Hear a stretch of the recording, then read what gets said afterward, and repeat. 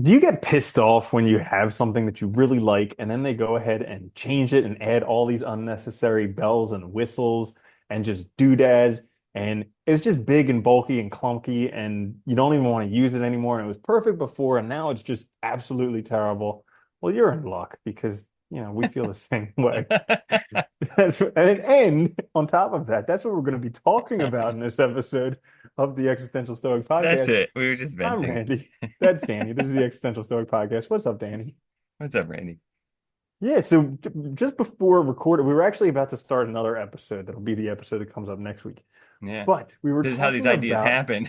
we were talking about how, some software updates and then things that were easy and simple and we knew how to use all of a sudden just Well, where do things you do go? see it all the time. And the example I was giving, I think a lot of people will probably know this one is Evernote. When it first came out, lots of people used that app. And I remember using it when it first came out. It was a great app originally. It was But like then the it, first cloud note-taking app, yes, that pretty was, and it much. was simple. It was really Yeah. simple when it first came out. I don't remember having a lot of features, but it was like, I guess because competition came out, like so somebody saw that and they were like, we could add this feature. So they and then Evernote just started like doing all this stuff and it just got so bloated that it was like, I got this because it was a note app, right? Now you've made it into this thing to do everything. It's like I don't want an everything app. I want a note app. And Like, it lost its functionality as a note app. Like I remember I yeah. was getting so frustrated at just being a note app that it didn't work for what I initially got it for. And it was just but market share and investors and But dude, shareholders, all yeah, that. everything's like that though. It's like it's weird. It's like we can't even when we make something good, like we don't leave it alone, you know? It's we have to keep because I think that maybe is part of it, right? That the way our market's set up is like there's this impulse that like you can't just have a product that stays stagnant. It has to keep developing, changing, or people won't use it. Like, and it's a shame because I would have been happy with Evernote if they never changed it. All they could have done was like security updates and like updates for like new hardware and stuff. But other than that, just leave it as is. Well, I mean, I notice this a lot too. You see all these car companies trying to cover every model of car. Like now Lamborghini has an SUV and it's just like, and Porsche has an SUV. And it's like, why on That's earth would you not buy a Porsche or a Lamborghini SUV? That's the most stupid thing, in my opinion. Yeah, because they But have it's nothing. the Well, most they have stupid thing. nothing to do with Yeah, those types of vehicles. Their brand has nothing to do with them. Like, yeah, and if you were gonna do it, make another brand and then do it from there. Don't make it. Yeah, yeah, exactly. It's like the biggest waste of money, in my opinion, again, to buy one of those because like Porsche is known for a sports car. Lamborghini is known for a supercar. It's like not, it's just crazy. and I Yeah. mean, and even their regular supercars really are an insane purchase in terms of cost. Yeah, it's just Hmm. it is funny though, but it's that idea I think that you have to have like I don't know. We always seem to think that more is better. And I think that is the problem. Like we forget that like there's a value in simplicity, right? And knowing what to expect, knowing what's going to be there, you know? You just talked about value of simplicity, already bringing us back to the topic at Yeah, hand. trying to keep us Wow. on track. Well, it's interesting because I think you hit the nail on the head earlier where you're talking about how like everything has to keep growing and expanding and getting bigger. And that's not the way that things have always been. Like It's also not before you did some sustainable at well, all. it's interesting because like in terms of business, which everybody thinks is the best thing because we all worship at the altar of money, business is the greatest thing ever. You always need to have every quarter needs to be better than the last, always growing. And it's like there are no natural things that grow forever except for cancer. Yeah. And like we have wars on cancer and everybody's fighting cancer. And it's like, but in business, this is really good. And it's like, but is it? It's Maybe it's funny? There's a philosopher, God, I can't remember his name right now. He's the guy who created so, social ecology. It's environmental ethic not. approach. Okay. I can't remember his name, but he talks about the idea of grow or die. This concept in our business practices where like if a business is not growing, it's failing, right? Like you can't Hmm. have a business that's just performing well. It has to constantly be maximizing, 10xing. And what he talks about is like how that is such well in his in the context of the environment, right? How it's unsustainable and how it leads to monopolization and how it leads to predatory behavior because you just keep right? You just have to keep growing. So you're willing to do anything and just waste stuff constantly. Instead of building like something good, they build stuff to break. They build stuff and they just keep Hmm. buying other companies and all this stuff. Yeah. Anyway. Yeah, I like that. That made me think of something because I've heard like Tony Robbins talk about this thing also, how you're either growing or you're dying. And it's just like Yeah. maybe that's true, but there are cycles in life. You can't always be growing unless you're a Cancer. Yeah. And so like in order, yeah, there's like an ebb and a flow. And in the Tao Te Ching, it talks about it all the time. There's a season for everything. Yeah. And so Yeah. like sometimes you do need to grow, but then sometimes you don't need to grow. You need to shrink. And it's just like we vilify this whole shrinking. Like, if you're not happy, if you're depressed, if you're anxious, all these things like they're terrible. And how, oh my gosh, you Yeah. need to fight depression, fight cancer, fight anxiety, fight this. And it's Fight just like, everything. yeah, well, maybe. Yeah. But no, you know what I hate about so no, it's a good point though, with like the mental health stuff too, is like what I hate about so much of our approach to it is it's influenced by the market because they want you to go out and buy crap. They want you to go out and distract yourself. And like so all these things, instead of actually helping people, they're trying to push them to just buy more, purchase more. Maybe they're unhappy because they didn't take the trip. Maybe they're unhappy because they didn't get the new credit card. It's like instead of like actually like looking at yourself and asking, well, maybe things are too hectic. Maybe there's too much crap in my life. Maybe I need to downsize or, take time to do something else. Because I think the thing about simplicity too is like, I think sometimes when we focus more on the simple, that's when we get really good at things too. Because we narrow in on stuff and do it a lot, do it well. It makes life, I think, in a lot of ways, our days more consistent and manageable. And, we have a better sense of what to expect with simplicity. Yeah, absolutely.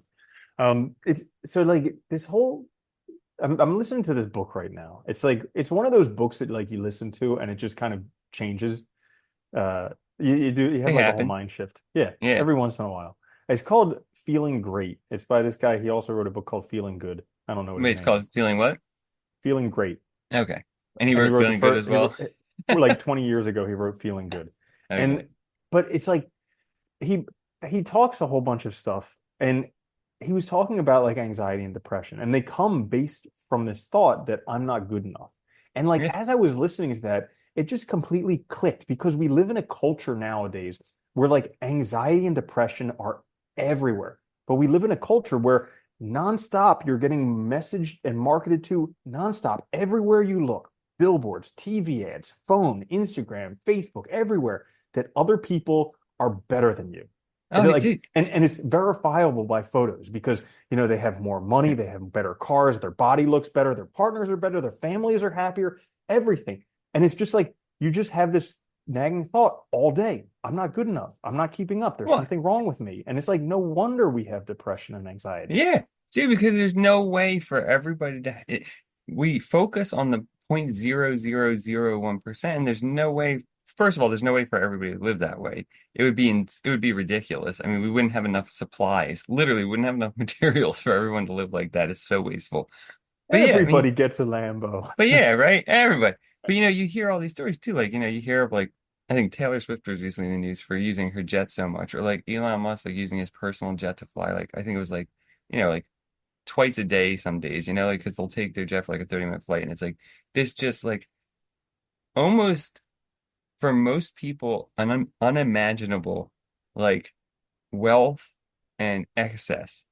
And it's idolized.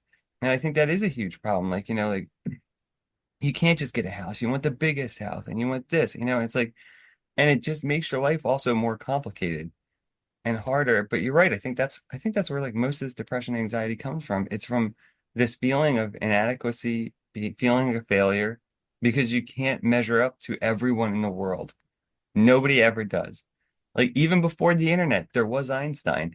Most other thinkers didn't measure up to Einstein, right? Like, but they didn't have to get it shoved in their face every day. Like every time they woke up, it was like, hey, here's a new paper, but like right in their face, like on a screen or something. And I think that's part of it. You could turn away from stuff back then. Or Mhm. you weren't just aware of it. Like it was some far off thing. Like you knew like I'm sure like people in the Middle Ages, they knew the king existed and had lots of stuff, but they didn't see him all the time, and they weren't Yeah. They constantly weren't like, watching him yeah, they nonstop, weren't getting constantly updates turning their every time face. he gorged himself on whatever. Yeah. It's interesting because it happened to me today where like I've been lifting for a while, and so I'm getting a little bit bigger, and I'm like, all right, starting to get some muscle, and like, Then you saw so I'm something starting. larger than you. Well, that's the thing. Like, I'm starting to get to the point where I'm not like the weakest person at the gym, and I'm like, yeah. And then this dude who's clearly on steroids, but just like jacked out of his freaking mind and zero body fat, he walks by, and like instantly, I felt just like inadequate. He Like like moments picks up the before, I bar was you were lifting with like his pinky. He's like, moments before "Excuse I me, was sir." feeling like awesome, and then he walked by and just like instantly felt inadequate.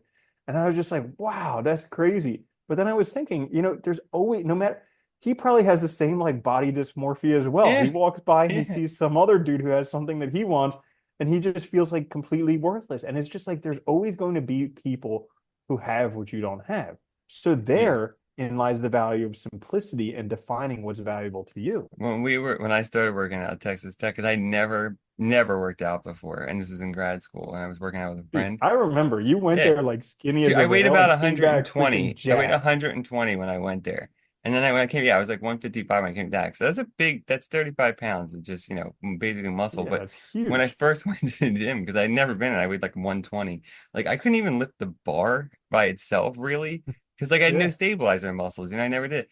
But there was one of my favorite things there was these two guys and they were there every time. I mean, we went 6 days a week and they were always there. And I one day asked them, and they were there like, because they were professional bodybuilders or whatever. That's what they did.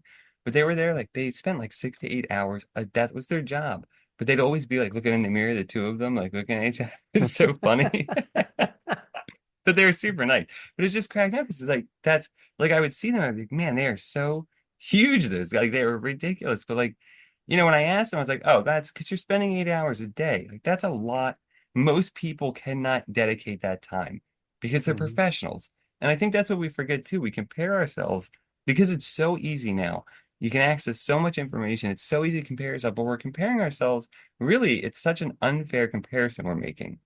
We're making up comparisons to people that really have a totally different lifestyle than us, totally different life, or we don't know anything about them. And so, like, you know, yeah, they might be bigger than you or they might have more money, but you don't know what they're doing, what they went through, or anything. And, like, it makes it hard to make that comparison.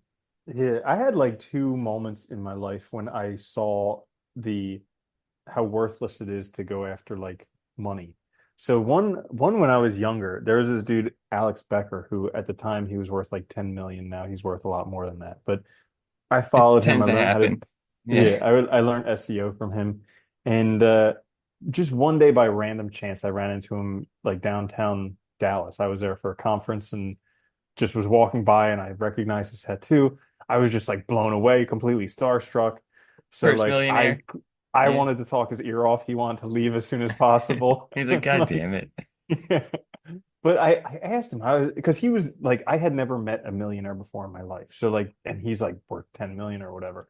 And so I was like, dude, what does it feel like to be rich? Because to me this was like this has Well, got to be the there's the coolest goal, thing right? ever. Yeah. Yeah. Yeah. It's what you're Like trying this for. this would have solved in my mind, this would have solved every problem that I ever had, like happily ever after. I just need to be rich and then it would be it. And he, like, without batting an eye, he was just like, it feels the same as it did to be broke. And Yeah. my mind just like broke. I was just like, Yeah. what? How is that possible? You're rich. Like, but yeah, it's crazy. And then like Elon Musk, I read his, or I listened to his most recent biography. And in the end of it, like the author asked him, he was like, what would you say to people who want to be the next Elon Musk? And he's like, careful what you wish for, because as nice as it all looks, it's not that great on the subjective experience of it. Yeah, because he's And still so, miserable, And like, yeah. well, it's funny. I went to my undergrad college. I don't know why, but it had like a lot of kids from really wealthy people for some reason. I'm not sure. I don't know what that reasoning was or why that happened. But like Tom, I knew Tom Clancy's son Yeah. there and all. We were friends.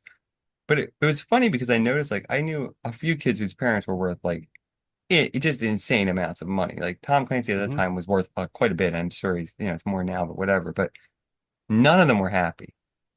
Hmm. Like, like I mean, and these were kids who had like they had platinum credit cards that they could literally go buy, I mean, literally they could go buy anything and it would just get paid for, no questions asked. Like, really most people's dream, right? And they were totally miserable.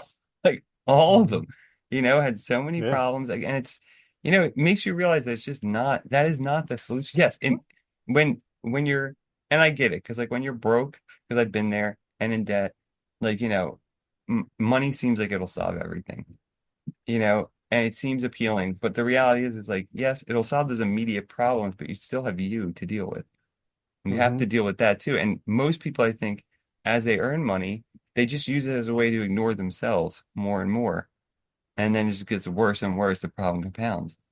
Hmm. Yeah, it's an interesting mind experiment because like for a lot of people, we were talking about this earlier, how like, they just buy stuff to make themselves feel better. And that's kind of how the whole business cycle works because they just Yeah. convince us that if we buy stuff, we'll feel better. And we just go out and buy stuff and it temporarily does make us feel better. Scratches that itch.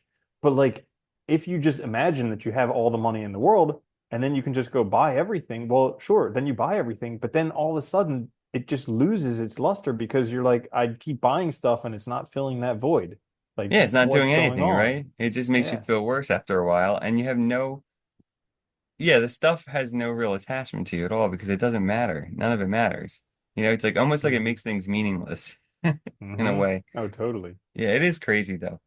It's crazy, it always blew my mind because you also see how like I think like that striving after money, it's like such an addiction because you see like these people, you can just I mean you can anybody can look up, like all these people like were younger and like had a breakout business, they got lucky, something big, especially like the dot-com boom and stuff. They make a ton of money from selling it. And like most like any normal person I think would like stop at that point, but they don't because it's like an addiction. It's like now you have to go do something else to make more money, to get more money, but like Hmm. you can't use it all. Well, dude, it's workaholism, no different from Yeah, alcoholism it or any is. other Yeah. addiction. Like people are just addicted to it, and because it feels good. Well, it But does. I get it. Like it's yeah. like you can attach your value very easily. It's very easy to attach our value to external things like our achievements, our wealth, because they're measurable, right? Like you can look and say, I have X number of dollars, or I have X number of worth, or I've accomplished those things, and it feels good. But like at the same time, that's not really, you know, you. Yeah. Here's another thought that I had while listening to that book. It's been making me think a whole bunch. Because, like, Well, like that's a lot good. of people, when they set out on their goals to earn all this wealth, they have an idea of what it'll do. Like, maybe when they were in elementary school or something, people talk down to them or beat them up or whatever it is. And all of a sudden they're like, I'm going to be the richest person ever because then they'll respect me. Or they make up something like that. And then they get all the money. And guess what? Those people don't care. Yeah. And so like their whole like they never get that feeling of satiety from accomplishing it. It's just a goal that just never gets fulfilled. Well, it's funny too because I think that's one of the worst things we do too is like you're trying to prove something to somebody else, but most of the time those other people don't give a shit about I it. don't They don't care. they don't have time. They don't even care. You're not even on their radar. So that's yeah, Yeah. it's like making comparisons outside of ourselves and then also like wanting others to notice us, not gonna work. I experienced that so hardcore this past week because like I just failed an exam big time. And it was like it was a Happens. very like I put a lot of value on passing this exam, even though it was like almost impossible. But and so I was so conscious of how other people would judge me because I didn't pass the exam. And then I was like sitting around one day and I was like, nobody's gonna even care. Like Nope. there are a few people who there are a few like you and my brother would probably be supportive, but like most people just won't even care. Like they'll be No. like, so did you take that exam? I'll be like, oh yeah, I failed it. And they'd be like, oh yeah, so I just went to a concert this weekend and Yeah. like they'll just go on about themselves. Like nobody Because it cares. happens. Because Yeah. it happens. And like, and it's not also, I think stuff like that too, where like we think people will care. It's not something like if you were getting treated for cancer or something, that's like yeah, people would care if the treatment went well or not because you're talking about like your life. But this is like it's a test. You know what I mean? Like yeah, it's cool. Like I hoped you would have passed, but like at the same time, it's like it's not the end of the world either. You can always redo it. You can Hmm. do a do-over or take a mulligan, as they say, right? Yeah. So I mean, I think that's also part of it is we start to like overvalue these things or think they matter so much. And I think that's a good point too, is we also think that other people see us in the same way that we see ourselves in relation to their successes and failures, and they really just don't. It's like the embarrassment thing, like when you do something that's embarrassing at a restaurant or something and people see you and you feel like everyone's looking at you. But the reality is no one remembers it Or at best, if they do, they tell the story incorrectly and probably get you totally wrong in it, you know? Like Yeah. Yeah. I it's have another experience of that where like I always hate when I have to go and say I'm sorry. Like even when I'm wrong, I'm just like, oh gosh, I of course I have to go and say I'm sorry. And then but I'm like never somebody will say wrong. that, yeah, and then somebody will say they're sorry to me, and I'm just like, oh yeah, don't worry about it. But it's Yeah. like that's probably the same exact experience that they're doing when I'm going through Oh, all dude. this like mental turmoil to go say sorry to them. I do And that they're just all the like, yeah, time with whatever, it stuff. doesn't Like, matter. dude, anything like especially like anything with like interpersonal relationships, like I'll stress about it so much. And then it's like, but the reality is if you just do it and get it over with, like it always makes it better. Because even if Hmm. it's something bad, it's out in the open and it's easier to deal with, you know? And I Hmm. think that that works with simplicity too. It's just simple, just doing things, getting them, simplifying, you know? Making things Hmm. easier for yourself and stop stressing. Yeah. Yeah. We're And good at also like a complicating lot. stuff. Oh my gosh, goodness, yeah. Also, so like a lot of stuff we talked about is helpful from kind of in simplifying, kind of determining what your values are, what's important to you, and stop trying to do everything You know because what's you fun? just can't. Yeah. Yeah, I think about that a lot. Like I used to write down like well, I still do, but like my goals and stuff. And then I started thinking about like what does happiness really look like? What does like a good future really look like to me? And when I was younger, I think like everybody else, because I think everybody else at the time too, like if you had asked me like what do you want when you grow up? Like I would have said like oh, I want a big house, I want like nice cars and stuff. And it's funny because now I look back at my notebook at like what I say, and it's like I want a smallish house, not like tiny, but like, not huge, because that's just more crap to take care of and rooms to fill up, which I know amounts to more stuff I don't want or need, you know? Hmm. And like some land and like kind of far away, you know what I mean? Like it's not fabulous or glamorous because I don't really want that. And like I don't really, and like, and I think people don't think of that either. Like they might idolize like Elon Musk or like these celebrities and stuff, but like, do you really want people to be taking photos of you all the time, for everything you do to be scrutinized online, for every Yeah. move you make to be registered and checked boxed and whatever, you know? I mean, yeah, Yeah, you crazy. can't go anywhere without people like I remember one time my family was having breakfast the same place and Lou Ferrigno was also having breakfast, the Oh, Hulk. nice.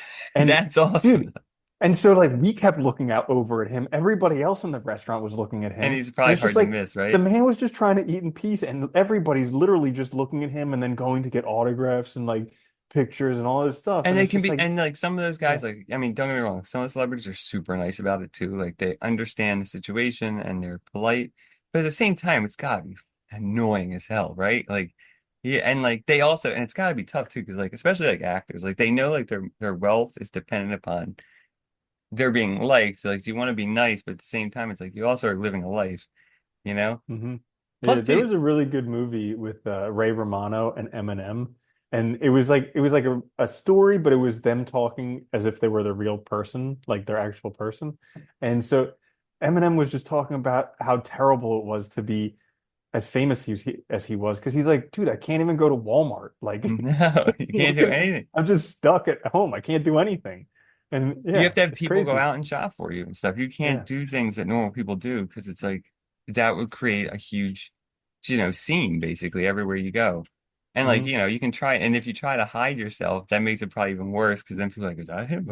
Like trails of people following you. It's ridiculous. Yeah, Yeah. it's funny. Too Cool. much. So, anyways, that's pretty much it in terms of the art of simplicity. We didn't really talk about it too much, but we talked about it a We little should bit, live and simple.